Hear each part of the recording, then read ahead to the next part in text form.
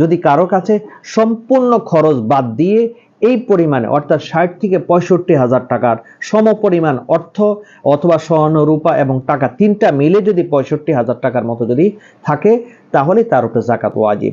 রাসূল করিম সাল্লাল্লাহু আলাইহি ওয়াসাল্লাম স্বর্ণের কথা যখন বলেছেন ওই সময় স্বর্ণের মূল্য কম ছিল, এই জন্য রাসূল সেখানে স্বর্ণের কথাকে উল্লেখ করেছেন। আর এখন যদি আপনি স্বর্ণের হিসাবে যদি যাকাত আদায় করতে যান তাহলে এই জায়গার মধ্যে অনেক মানুষ ক্ষতিগ্রস্ত হয়ে যাবে। এজন্য মুফতিয়ানে কেরাম ফতোয়া দিয়েছেন, এই ফতোয়ার উপরে কিন্তু আমাদেরকে আমল করতে হবে। এখন মুফতিয়ানে কেরাম ফতোয়া দিয়েছেন আপনাকে 60 থেকে 70,000 টাকা যদি আপনার কাছে থাকে তাহলে আপনার উপর যাকাত ওয়াজিব এবং আপনি নেসাবের মালিক। এজন্য আমরা কি করব, আমরা রূপার হিসাব করে আমরা যাকাত আদায় করার জন্য চেষ্টা করব। যদি কারো কাছে সম্পূর্ণ খরচ বাদ দিয়ে এই পরিমাণে অর্থাৎ 60 থেকে 65,000 টাকার সমপরিমাণ অর্থ অথবা স্বর্ণ রূপা এবং টাকা তিনটা মিলে যদি 65,000 টাকার মতো যদি থাকে তাহলে তার উপরে যাকাত ওয়াজিব।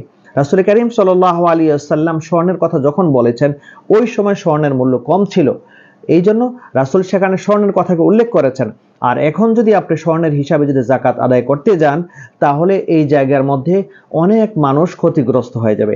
এজন্য মুফতিয়ানে কেরাম ফতোয়া দিয়েছেন, এই ফতোয়ার উপরে কিন্তু আমাদেরকে আমল করতে হবে। এখন মুফতিয়ানে কেরাম ফতোয়া দিয়েছেন আপনাকে 60 থেকে 70,000 টাকা যদি আপনার কাছে থাকে তাহলে আপনার উপর যাকাত ওয়াজিব এবং আপনি নেসাবের মালিক। এজন্য আমরা কি করব, আমরা রূপার হিসাব করে আমরা যাকাত আদায় করার জন্য চেষ্টা করব।